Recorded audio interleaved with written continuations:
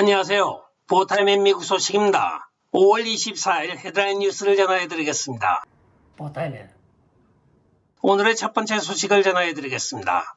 2021년 인종차별 반대 결의안을 통과시킨 디트로이트 지역의 한 명문 사립학교에서 버락 오바마 전 대통령을 원숭이나 유인원에 비유를 한 과제물을 나누어준 교사 한 명을 정직시킨 것으로 나타나고 있습니다. 미시간주 브룸필드 힐스에 있는 로프 학교에서는 약 30명의 학생들에게 제공된 과제물에 학생들에게 유인원, 원숭이 등으로 분류되는 사진 갤러리에서 영장류를 식별하도록 요청을 하였습니다. 그 갤러리에는 전직 대통령인 버락 오바마 대통령 사진이 실려 있었던 것입니다. 이 과제물 소식이 바깥으로 나간 이후에 학교는 협박 혐의로 수업을 취소하였으며 그 교사를 정직하였다고 오늘 밝히고 있습니다. 한편 교사는 자기의 실수에 대해 인정을 하였고 이 학교는 실제적으로 2차 대전 당시에 독일 나치의 홀로코스트를 피신하여 미국으로 피난온 로프 부부에 의해 설립된 명문 사립학교이기도 합니다.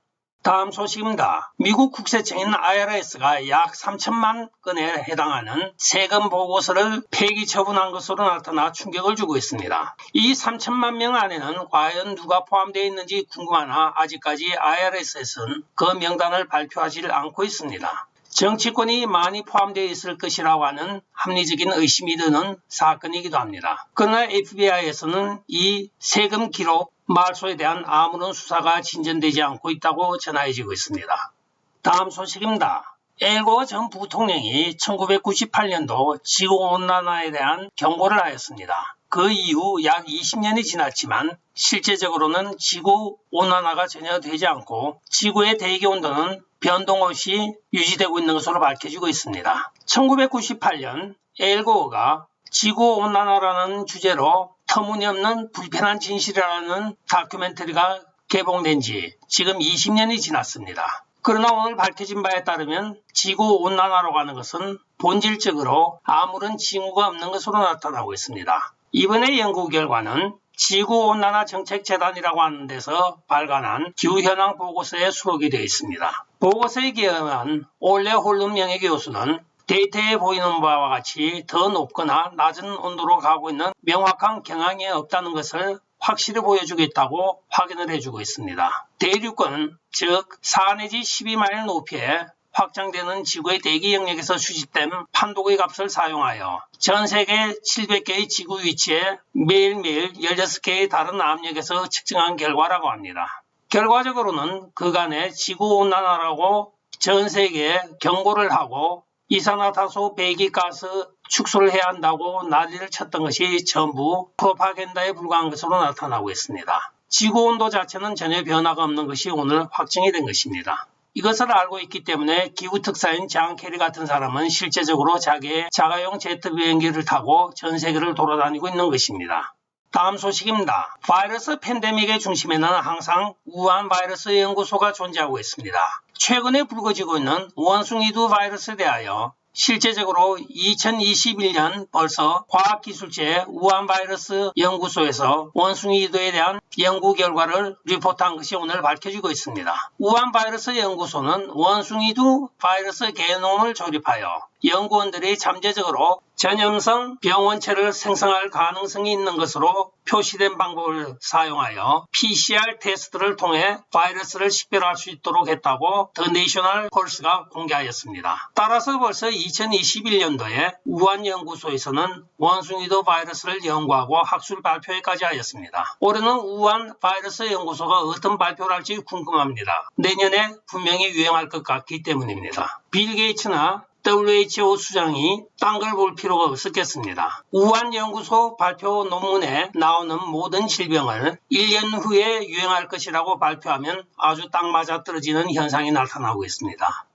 다음 소식입니다. 일요일은 5월 22일 말라드 라피에이라고 하는 캘리포니아 민주당 비서이며 민주당 전국위원회 대표가 뇌물 제공 혐의로 FBI 수사를 받는 것이 밝혀짐에 따라 사임을 하였습니다. 또한 그녀는 아나헤임 문화유산위원회와 오리지 카운티 박람회 및 이벤트 센터 이사회에서도 사임을 한 것으로 밝혀지고 있습니다. 이 라피에이는 2019년 FBI가 공무원에게 뇌물을 준 혐의로 그녀를 체포하였고 그간에 민주당에 이것을 보고를 하지 않았습니다. 그러나 최근에 FBI가 수사를 재개하며 그녀가 체포되었다는 사실이 밝혀지자 민주당 내에서 여론이 들끓어 사임하게 된 것입니다. 한편 FBI는 2019년 여름 한 달 이상을 라피에이의 전화를 도청한 것으로 나타나고 있으며 그해 10월 28일에 그녀를 체포하였던 것입니다. 그녀가 뇌물을 주었던 사건은 바로 엔젤스 스타디움 매각에 관한 3억 2천만 달러의 프로젝트 건이었습니다. 결과적으로 민주당원들 돈 밝히는 건 유명하지만 로컬에 있는 민주당 의원들조차도 지금 돈을 밝히다가 이렇게 FBI에 많이 체포가 되고 있습니다.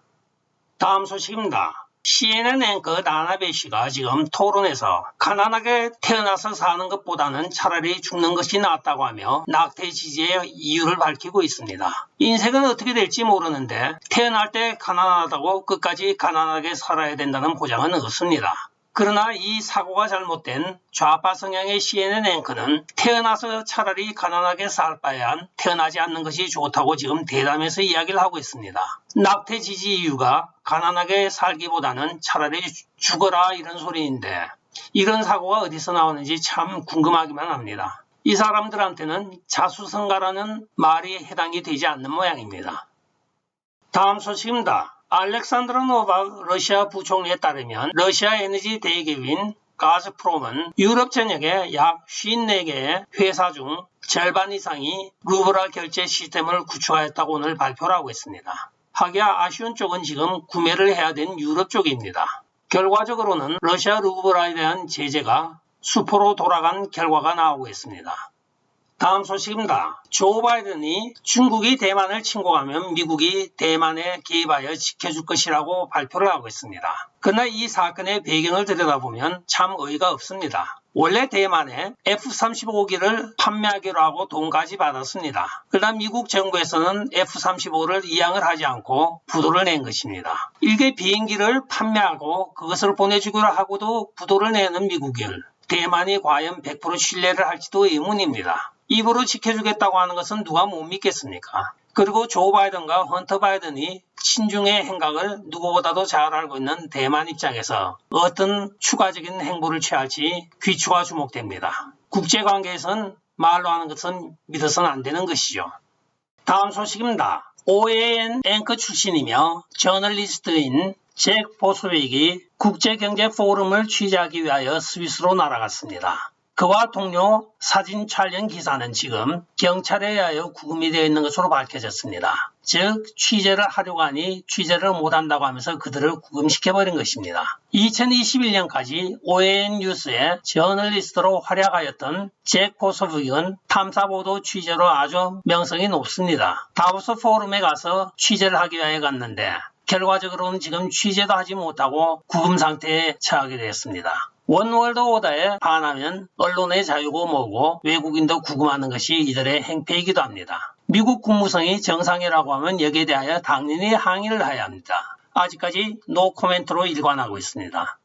다음 소식입니다. 우피 골드버그가 낸시 펠로시 성체 참여 금지를 한 신부에 대하여 언론에서 다음과 같이 이야기를 하고 있습니다. 그것은 당신의 할 일이 아니야 친구야 이렇게 이야기를 하고 있는데 공영방송의 앵커라고 하는 직책을 가진 사람이 참 몰상식하게 그지없습니다. 신부가 성체를 나눠주는 것이 신부 자합이 아니라고 하면 신부가 뭐하는 사람인지 기본을 모르는 사람입니다. 성체를 축복하고 그것을 나눠주는 것은 신부의 고유 권한입니다. 또한 신부를 보고 듀드라고 친구야 하고 부르는 자체도 굉장히 무례한 표현입니다. 전 세계 어딜 가나 믿든 안 믿든 간에 캐톨릭 신부를 보고 파더라고 부르는 것은 기본 상식입니다. 이렇게 관념이 철저히 망가진 사람이 공영방송에 지금 앵커를 맡고 있다고 하는 자체가 미국의 비극이기도 합니다.